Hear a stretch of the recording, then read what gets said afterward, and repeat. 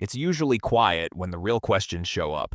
Not during meetings, not while you're scrolling through headlines, but late at night when the house settles and there's nothing left to distract you. You start running numbers in your head. How much is enough? A million? Two? More importantly, when does this end?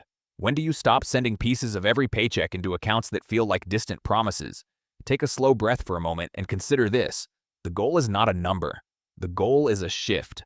There is a precise moment, grounded in arithmetic, not hope, when your money begins to grow faster than you can reasonably feed it. Most people assume they must work and contribute relentlessly until traditional retirement age. That assumption is rarely examined. But what if the real objective isn't endless contribution, and instead reaching the point where the engine no longer needs your constant push?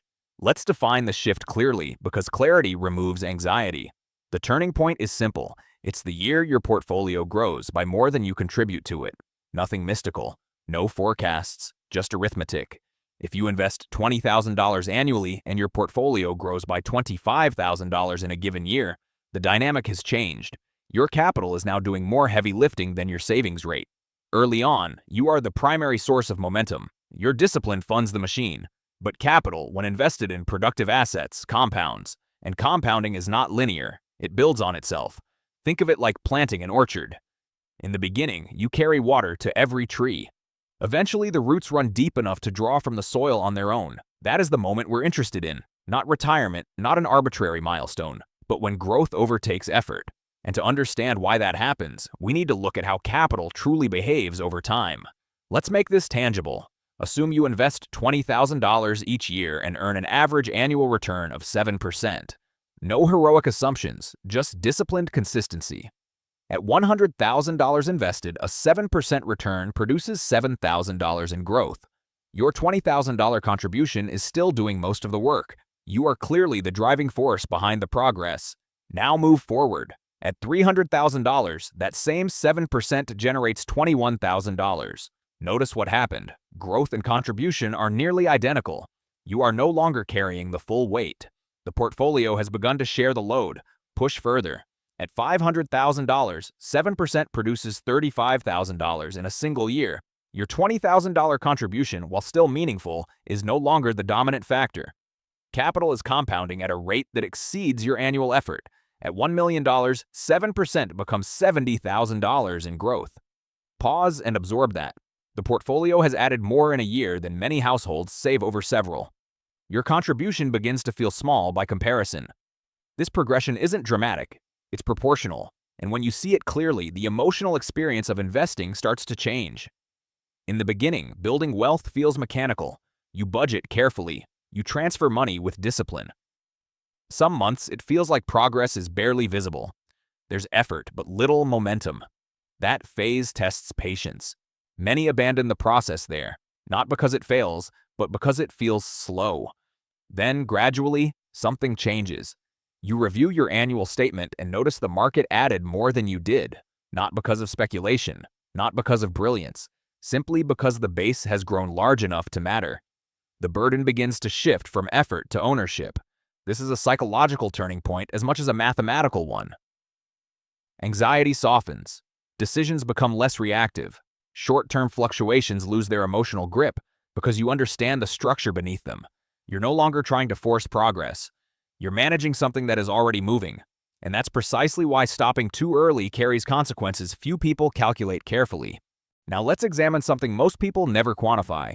What happens if you stop contributing at different stages? Using the same assumptions, $20,000 per year at 7%, consistency would take you to $1 million in roughly 23 years. That's our baseline.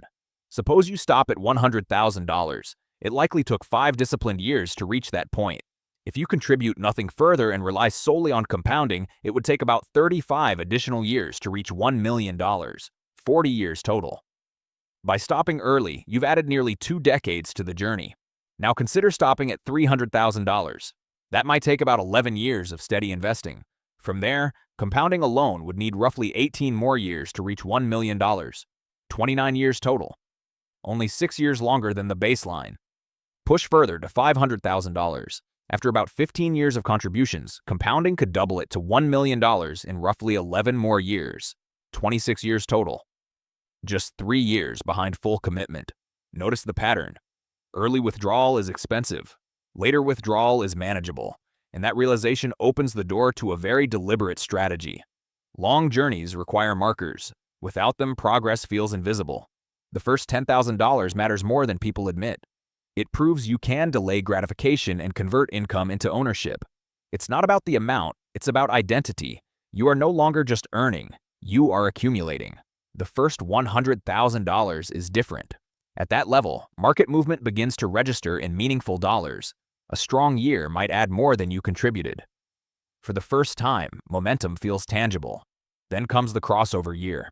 When growth exceeds contributions, that statement changes how you view volatility. You're not chasing returns anymore, you're managing scale. Eventually, your portfolio may generate more in a year than your salary.